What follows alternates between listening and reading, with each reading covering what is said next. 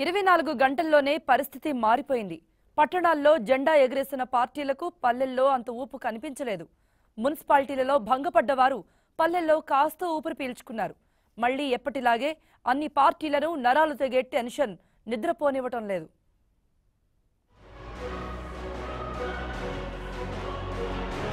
ఒకప్పుడు టీడీపీ గ్రామాల్లో బలంగా ఉండి పట్టణాల్లో బలహీనంగా ఉండేది. ఇప్పుడు పరిస్థితి మారింది.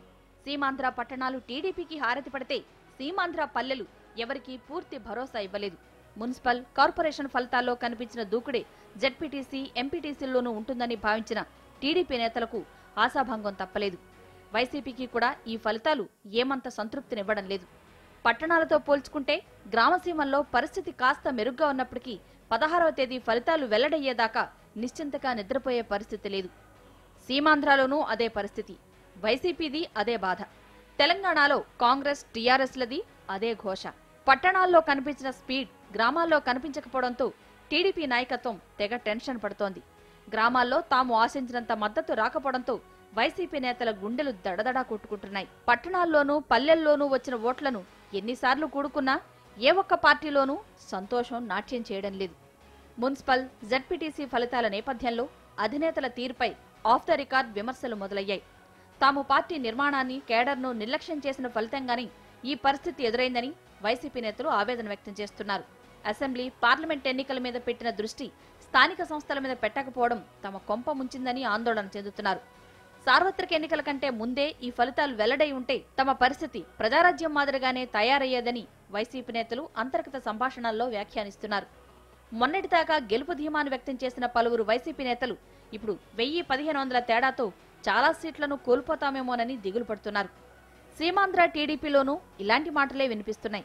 ఒకప్పుడు పార్టీకి అండదండలు అందించిన గ్రామాల్లో తమ గ్రాఫ్ పడిపోవడం శుభసూచకం కాదని టీడీపీ నేతలు అంతర్గత సంభాషణల్లో అంగీకరిస్తున్నారు.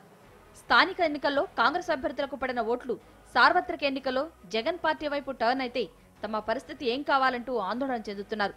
కింది స్థాయిలో పటిష్టమైన యంత్రాంగం, పార్టీకి నమ్మకస్తులైన కేడర్ ఉండడం వల్లే ఈ మాత్రం ఫలితాల్ని సాధించగలిగామని, అసెంబ్లీ ఎన్నికల్లో ఎలాంటి ఫలితం వస్తుందో ఊహకందడం లేదంటూ సీమాంధ్ర టీడీపీ నేతలు ఆందోళన చెందుతున్నారు.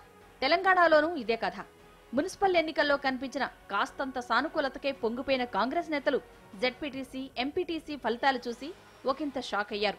చివరకు పీసీసీ బాస్ పొన్నాల లక్ష్మయ్య సొంత ఊళ్ళో టీడీపీ జెండా రెప్రపలాడడం ఆయనకు మింగుడుపడని పరిణామమే. ఇక కేసీఆర్ పోటీ చేసిన గజ్వేల్ నియోజకవర్గంలోని జెడ్పీటీసీల్లో టీడీపీ ఆధిపత్యం సాధించడం TRS శ్రేణులను కలవరపెడుతోంది.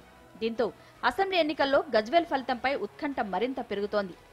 Municipal corporation MPTC ZPTC ఫలితాలు ఎలా ఉన్నప్పటికీ సీమాంధ్రలో టీడీపీ వైసీపీ, తెలంగాణలో కాంగ్రెస్ టీఆర్ఎస్ ఏదో ఒక రకంగా ప్రభుత్వాన్ని ఏర్పాటు చేస్తామనే భావిస్తూ ఉండడం విశేషం. స్థానిక ఎన్నికల్లో తమ ప్రత్యర్థి పార్టీలకు ఓట్లు వేసిన వారిలో కొందరైనా అసెంబ్లీ పార్లమెంట్ ఎన్నికల్లో తమ పక్షాన నిలబడకపోతారా అని ఆశగా ఎదురుచూస్తున్నారు. స్థానిక ఎన్నికల్లో కాంగ్రెస్ కు ఓటు వేసిన వారిలో చాలా మంది అసెంబ్లీ ఎన్నికల్లో తమ వైపే మొగ్గు చూపుతారని వైసీపీ ఆశపడుతుండగా, మోదీ పవన్ కళ్యాణ్ ప్రభావాలకు తోడు హైదరాబాద్, బెంగళూరు లాంటి ప్రాంతాల నుంచి వచ్చి ఓట్లేసిన యువత తమను గట్టెక్కిస్తుందని టీడీపీ ఆశపడుతోంది. స్థానిక సంస్థల ఎన్నికల్లో స్థానిక అభ్యర్థులకుండే సాన్నిహిత్యం కారణంగా మైనార్టీల ఓట్లను అందరమూ షేర్ చేసుకున్నామని, అసెంబ్లీ పార్లమెంట్ ఎన్నికల్లో ఆ ఓట్లన్నీ తమకే పడతాయని వైసీపీ లెక్కలేసుకుంటోంది. ఇలా ఎవరి లెక్కలు వారు వేసుకుంటూ ఆందోళనతో కూడిన సంతృప్తిని అనుభవిస్తున్న విచిత్ర వాతావరణం రాజకీయ పార్టీల్లో కనిపిస్తోంది.